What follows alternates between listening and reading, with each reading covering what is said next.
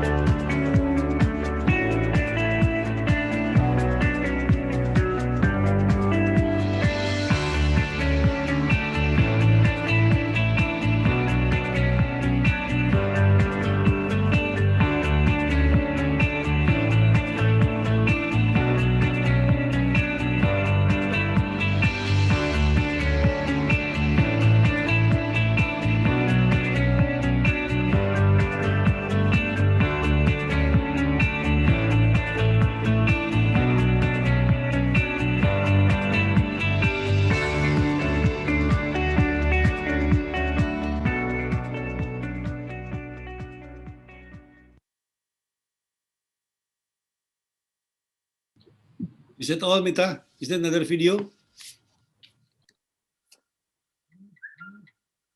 Mita, are you there? Silakan dilanjutkan, Pak Krisna. Okay, now it's time for me to greet my golf buddy, Mr. Wahyu Supriyadi from PT Land. Yeah, now I used to know him at Siemens, at Alstom, and Pindad. He was trained in German, more specifically in Munich. So he's very much into the Bayern Munchen, while I'm the fan of Dortmund. So we won't be getting along when we talk about football. But he is very much experienced in the operational facilities business in railway, especially about signaling and some other facilities regarding the control system. And he'll be enlighten us with the experience, especially how the business entities will react to the ideas of the development of railway-based transport in Jakarta, presented by Pak Ispanto before. Pak Wahyu, are you ready there? Please check your sound. Okay, take your time. You got 45 minutes, but it's better if you spend it only for 30 minutes. Thank you. I'll do my best. Okay.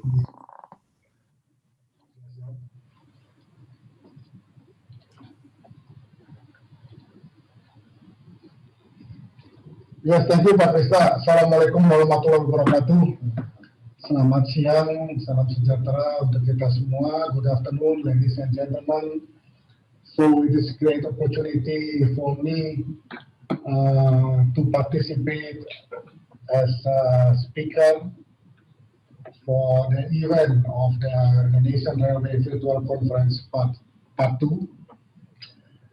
First of all, I would like to greet Pak Hermanto as Chairman of MASKA, Pak Lee from GEM, Pak Ismanto dari Disub DKI, Pak William Sabanda dari MRT Jakarta, and Mr. Raghav Chaudhary from Motorola, dan of course Pak Krisna, my best friend, as a moderator. So, as informed also from the organizer that I will present the paper in Bahasa, which is the paper is already in English. So please allow me to bring it in Bahasa. So we have given the topic, the business and opportunity or business and cooperation opportunity for the LRT development. But before I begin, mungkin saya bisa memberikan informasi terkait dengan isi dari presentasi siang ini. Pertama adalah izinkan saya memberikan gambaran terkait dengan land company profile, gambaran umum serta sejarah dari perusahaan land. Selanjutnya adalah core kompetensi land di LRT project selama ini. Ketiga adalah outline terkait dengan produk dan solusi untuk LRT project. Keempat adalah beberapa proyek strategis yang selama ini land sudah terlibat. Kelima, beberapa potensi atau mapping terkait dengan potensi peluang proyek LRT di Indonesia ke depannya. Dan sebagai penutup tentunya kita bagaimana land ini siap untuk berkolaborasi untuk membangun LRT atau mass transportasi untuk di Indonesia. Next. PT LAN atau PT LAN Industri Persero ini kita memiliki kantor pusat atau headquarter di Bandung. Namun dengan semakin banyaknya business meeting atau business deal yang diadakan di Jakarta, maka kami juga mempunyai kantor representatif di Jakarta, yaitu di MT Haryono, itu untuk memudahkan baik manajemen maupun tim kita berkoordinasi dengan bisnis partner. Selain itu, LAN juga mempunyai fasilitas di Teknopark, itu di Subang pada tahun 2015. Khususnya atau saat ini sebagai tempat fasilitas produksi produk-produk LAN untuk pertahanan militer. LAN adalah BUMN Indonesia yang bergerak di bidang industri teknologi dengan kapasitas teknis dan kompetensi sumber daya manusia yang kami miliki. Kami memiliki kemampuan untuk melakukan desain dan rekayasa, pengembangan produk, manufaktur, pengujian, commissioning, konstruksi dan instalasi, operasi dan pemeliharaan dengan kualitas tinggi. Next.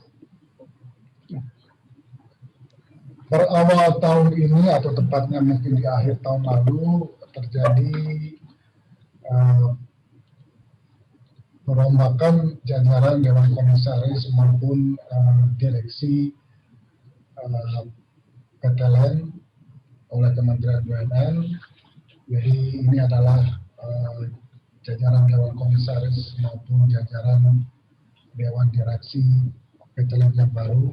Tentunya teman-teman sudah banyak mengenal Pak Linus. Pak Linus ini masih tetap sebagai direksi PT LAN yang membawahi strategi bisnis dan portofolio.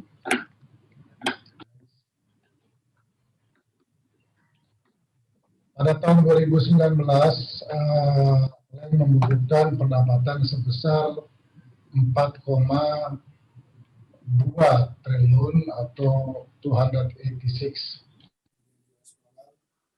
di mana pendapatan utama LAN ini masih diisi oleh sektor transportasi, khususnya perkeretaapian, kemudian disusul oleh sektor elektronika pertahanan, dan sektor lainnya.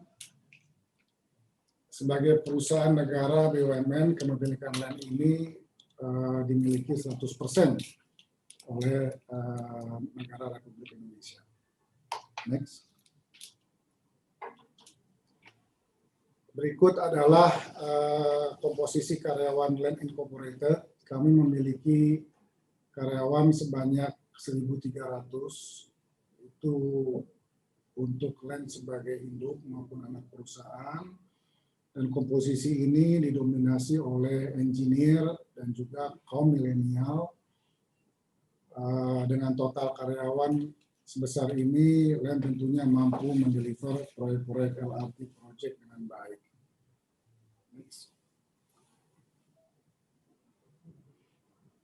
Land memiliki visi untuk menjadi world class technology company, dan misi Land antara lain sebagai total solution company dalam informasi teknologi dan elektronik, menyediakan sistem integrated solution dengan sumber daya yang tinggi, menyediakan produk dan jasa terkini dan tahan lama, serta memiliki peran serta untuk menjaga kedaulatan negara.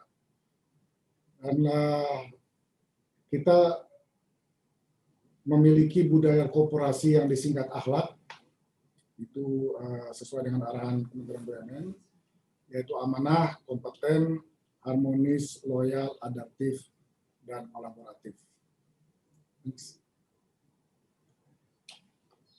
Sejarah Land cukup panjang, jadi dari tahun 1965, PT Land sebelum menjadi BUMN itu mempunyai kepanjangan Lembaga Elektronika Nasional yang berdiri dari tahun 65 sebagai peneliti di bawah LIPI. Kemudian tahun 91 Land bertransformasi menjadi sebuah BUMIS dengan nama PT Land Industri Persero, dan di tahun 2002 itu kita sebagai sebuah BUMN di bawah Kementerian BUMN. Dan di tahun 2020 kemarin, Land ini akan ditunjuk sebagai Ketua Holding Inhan, Ketua Holding Industri Pertahanan. Dan tentunya Land selalu berkomitmen untuk berkembang dan berinovasi berada di garda depan dalam berbagai sektor usaha di Indonesia. PT Land sendiri memiliki beberapa sektor bisnis, diantaranya adalah sektor energi, sistem power, sistem transportasi, elektronika pertahanan, ICT navigasi, dan industrial manufaktur. Land memiliki beberapa anak perusahaan seperti Altran Indonesia, Surya Energi Indotama, Land Railway System, dan Land Telekomunikasi Indonesia.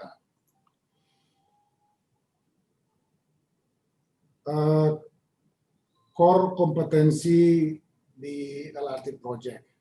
Jadi Land ini sudah memiliki kompetensi inti pada proyek-proyek LRT. Seperti kita lihat di sini, pertama adalah EPC, Total Railway System Integrator, dalam proyek SkyTrain Soekarno-Hatta Airport. Nah, di sini Land mengintegrasikan bukan hanya prasarana, tetapi juga sarana dan prasarana. Yang kedua adalah EPC untuk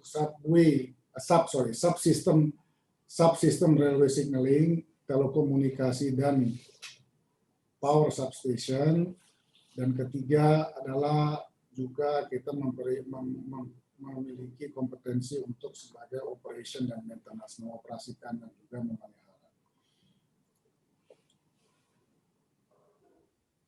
Land memiliki beberapa produk dan solusi di bidang fasilitas operasi LRT seperti sistem persinyalan, sistem power, sistem telekomunikasi, dan utility.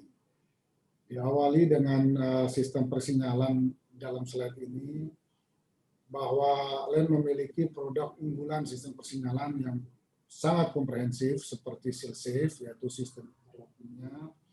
Kita juga punya train control system yang kita namai SealMove.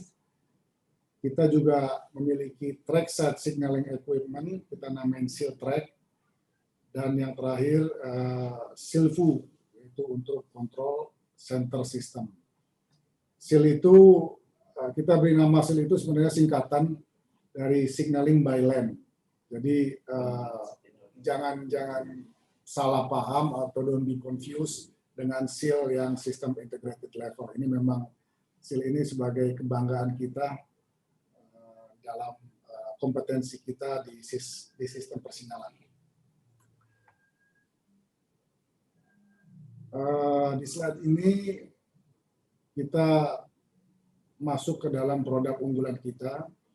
Jadi dalam membangun produk unggulan dengan orientasi peningkatan kandungan lokal produk lokal atau TKDN, dan melakukan development produk tidak memulai dari nol, tetapi berkolaborasi dengan perusahaan yang sudah proven atau teknologi prinsipal di bidangnya dan melakukan transfer of teknologi. Seperti contohnya untuk seal safe atau interlocking, Len membangun software pada safety platform hardware seal 4 dari Hima dan Main Micro. Atau untuk seal move atau train control teknologi CBTC atau driverless, dan membangun software pada produk safety platform hardware recertified seal 4 dari Main Micro juga. Selanjutnya dalam produk control center system atau SILVU, Len saat ini bekerja sama dengan perusahaan Austria yaitu Copa Data untuk pengembangan integrated SCADA dengan sertifikasi SIL 2 yang dapat digunakan pada control center sistem perkeretaapian. Dan untuk seal track atau track set equipment ini dibagi dua. Nah, Len sudah sejak lama memproduksi seal track ini, LS LED signaling, dan produksi ini diproduksi 100% di Len, dan kita bekerjasama dengan OneTech dalam pengembangan produk seal track LC atau level crossing. Saat ini produk ini sudah diaplikasikan dalam proyek mainline untuk Bogor Cicurug yang sedang ongoing. Next. Dalam FASOP, fasilitas operasi, nah ini kita juga memiliki sistem power dan electricity, dan memiliki solusi third power rail, overhead power line, dan power substation. Dan Len baru saja dipercaya untuk mengerjakan LAA commuter line pada jalur Jatinegara, Bogor, Manggarai, sampai dengan Jakarta Kota. Len juga berkolaborasi dengan perusahaan Jerman Rehau untuk meningkatkan TKDN untuk produk trail power.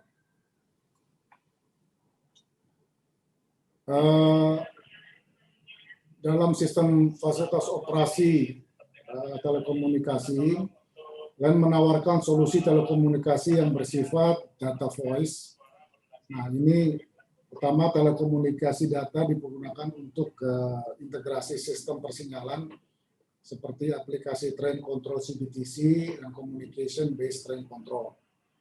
Sedangkan telekomunikasi voice itu dipergunakan untuk komunikasi antar kereta, stasiun, dan control center seperti contoh yang kita lihat di sini.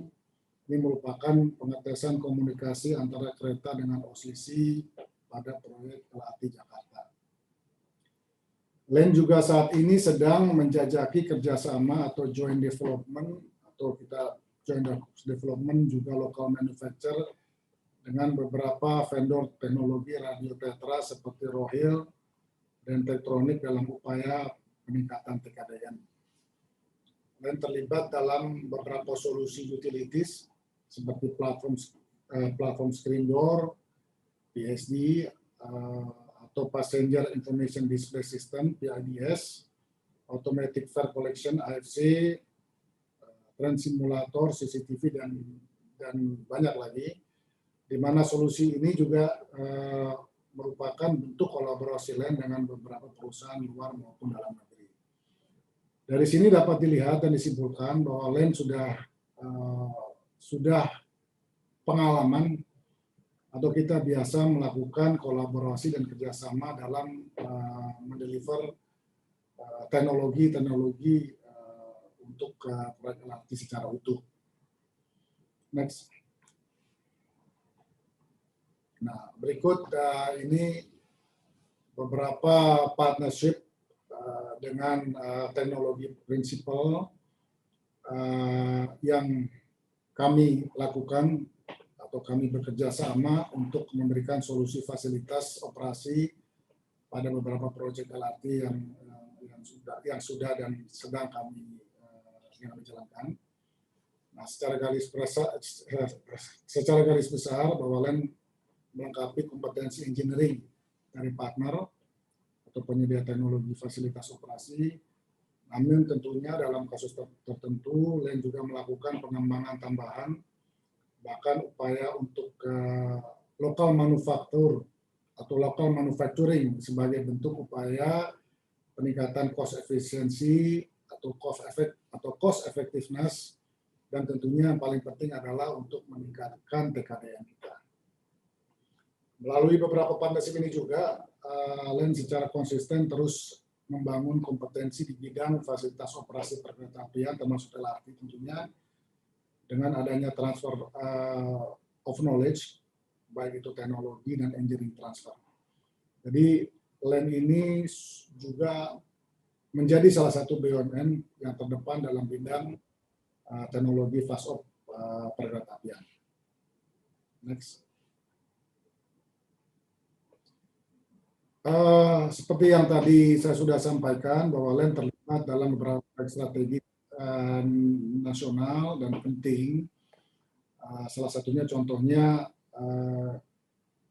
kita lihat di sini di kiri adalah kesuksesan untuk Asian Games tahun 2018 pada proyek LRT Palembang, di mana dengan beberapa skop prasarana LEN mampu menyelesaikan dalam waktu 18 bulan. Nah, LRT Palembang ini memiliki 13 stasiun dan panjang lintasannya 23,4 km.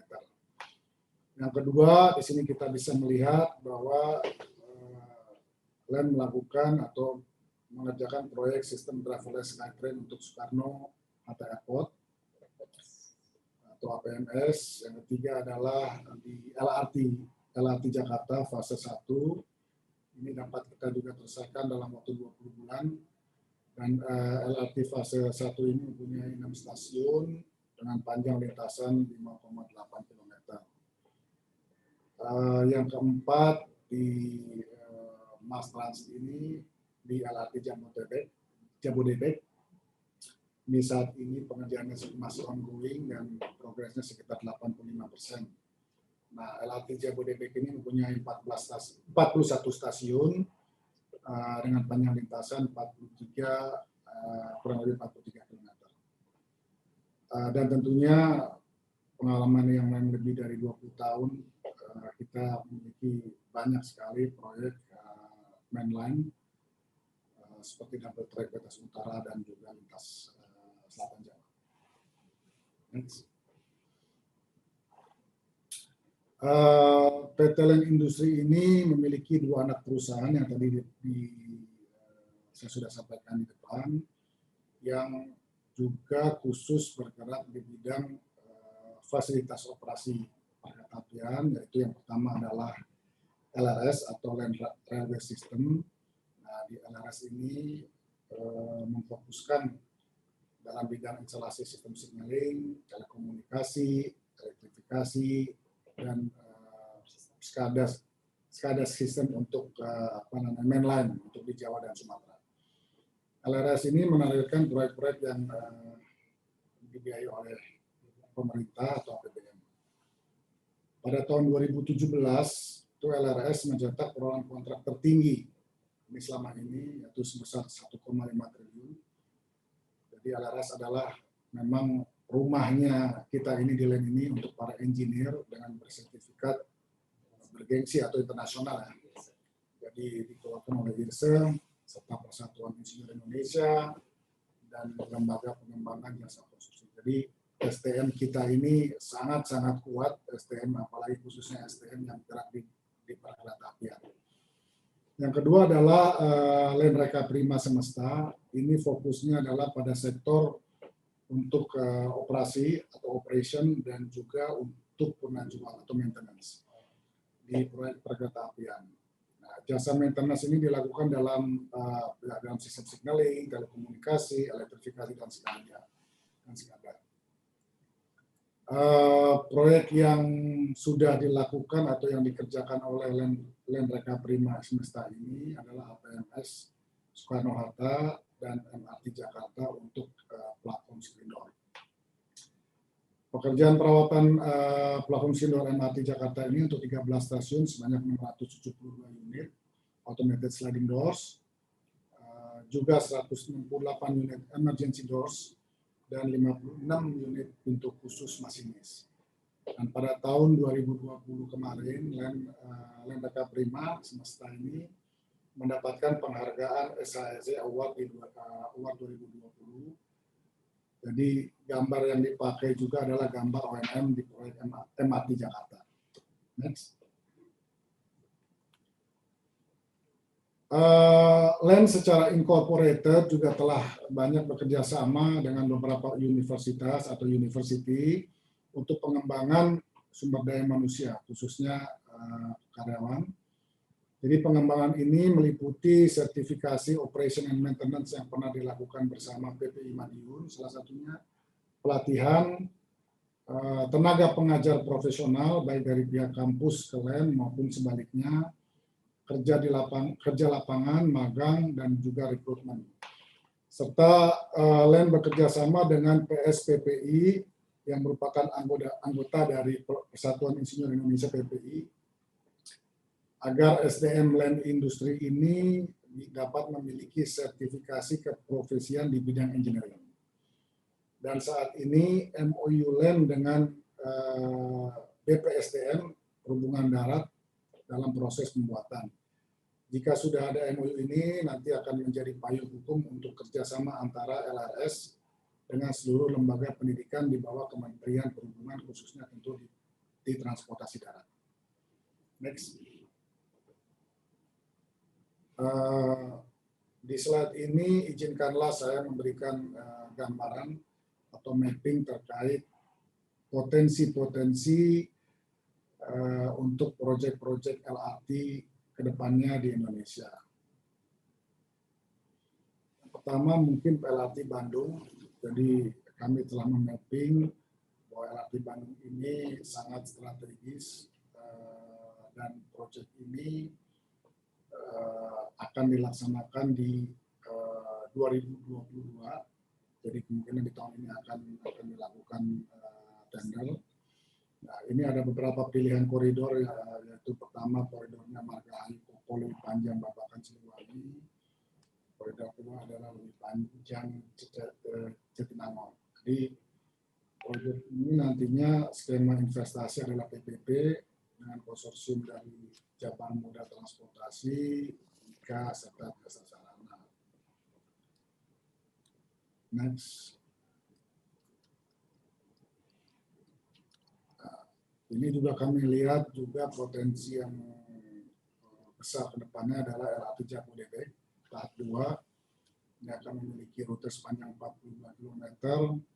Rute tahap 2 ini akan menghubungkan sejumlah kawasan di Jawa Barat, yaitu Cibubur sampai hingga Bogor. Total investasinya di LRT Jabodebek tahap 2 ini sekitar 12 triliun.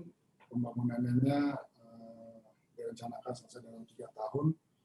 Skema pembiayaannya pembangunan kereta api lain ini mungkin belum ditentukan, mungkin bisa dari APBN atau dari BUMN atau kombinasi keduanya.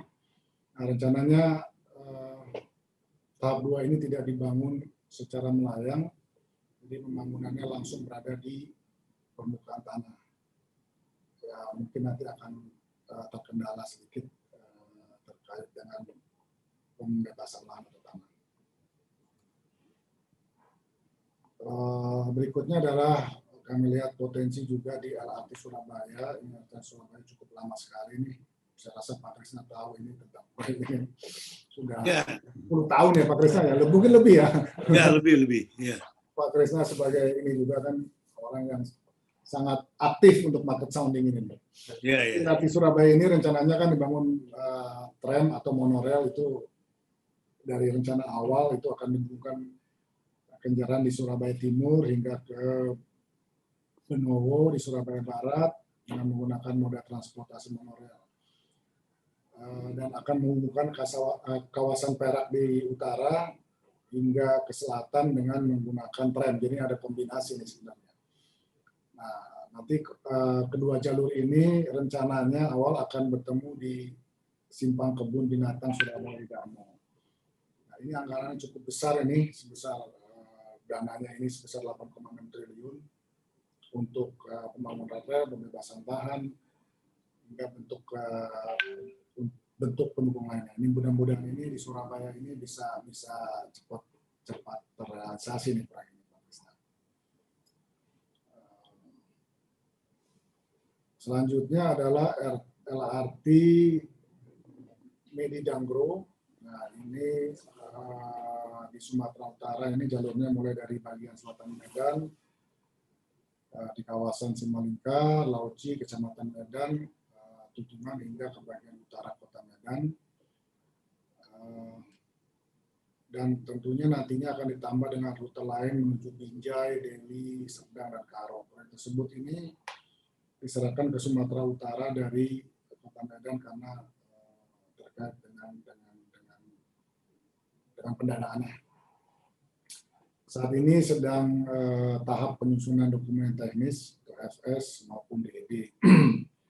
Jadi tim ahli dengan Departemen Perhubungan sebagai pimpinan juga akan memulai identifikasi jalur yang direvisi untuk kebutuhan pembebasan lahan. Nah, jadi dengan 3 pilar kekuatan LAN, yaitu di SDM, produk teknologinya, dan proses bisnisnya yang bersertifikat internasional. Jadi bersama-sama ini kita bisa menciptakan kolaborasi yang holistik untuk membangun perkereta Indonesia yang sukses. Kolaborasi yang diharapkan ini bisa dibangun bersama.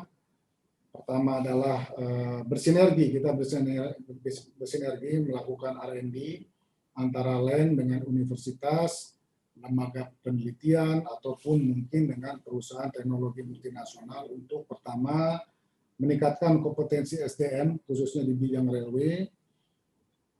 Kedua, meningkatkan kemandirian teknologi dan TKDN produk perkeretaapian.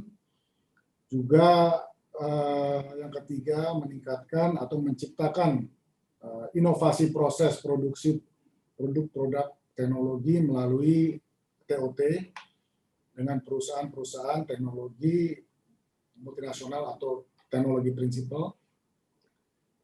Dan kolaborasi yang kedua yang juga kita harapkan adalah LAN ini bisa atau dapat menjadi partner teknologi yang kompetitif untuk membangun sistem perkeretaapian yang handal. Ketiga, dengan SDM LAN yang bersertifikasi internasional seperti dari IRC, mari kita bisa bersama-sama kita meningkatkan kinerja industri perkeretaapian Indonesia. LAN berdaya saing untuk melakukan mulai dari studi kelayakan dari FS, perencanaan, desain, pekerjaan engineering untuk proyek pengembangan perkeretaapian hingga menciptakan operasional dan maintenance kereta api yang sistematis dan terukur. Nah, dengan sinergi dan kolaborasi ini diharapkan kita mampu mengembangkan sistem perkeretaapian Indonesia yang sukses dan teknologi perkeretaapian yang berdaya saing. Di sini kita lihat potensi marketnya sangat besar untuk pembangunan perkeretaapian itu sebesar 853 triliun. Jadi dengan pengalaman selama ini yang kami miliki, kami mengajak rekan-rekan untuk dapat berkolaborasi pada proyek LRT dan juga mainline di sini. Dan of course, LAN is ready to collaborate with you to build the future urban transportation. So, Thank you. Terima kasih Pak Krisna, terima kasih Bapak-Bapak. So let's collaborate with us and we are open to have further cooperation in order to create a value for the Indonesian manufacturing industry. Terima kasih Pak, terima kasih. Assalamualaikum. Thank you, Pak Wahyu. What an interesting presentations. I very much like your last statement. Let's collaborate with us. I really love collaboration with you, especially in the golf course.